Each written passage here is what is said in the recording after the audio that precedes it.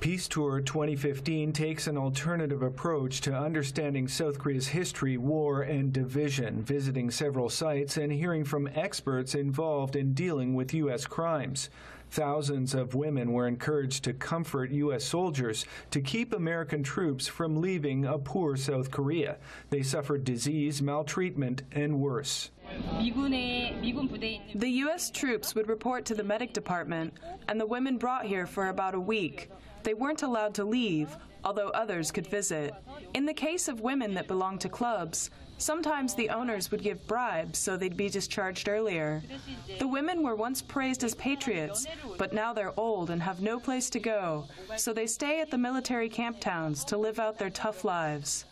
The camp towns today entertain U.S. troops. Nearby are shown the unkept graves of hundreds of unknown women who faced unknown tragic deaths during the camp town's heyday of the 1960s and 70s.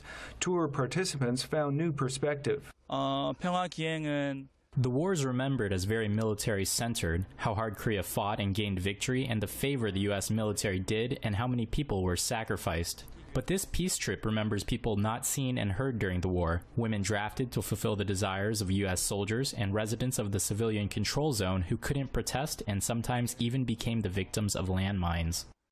Other sites on the tour included where a U.S. tank mowed down 2 schoolgirls in 2002, plunging the Korea-U.S. alliance into crisis and generating candlelight protest vigils of millions. The presence of U.S. forces here remains the subject of debate. While the national flower blooms and life goes on, the region suffers the scars of war. The United States has had a definitive influence on South Korea from its creation and division from the north. So it's here, so close to the fault lines of these divided states, the DMZ, that progressives struggle for a better understanding of their past to perhaps forge a more independent future for this nation. Frank Smith, Press TV, Yangju, South Korea.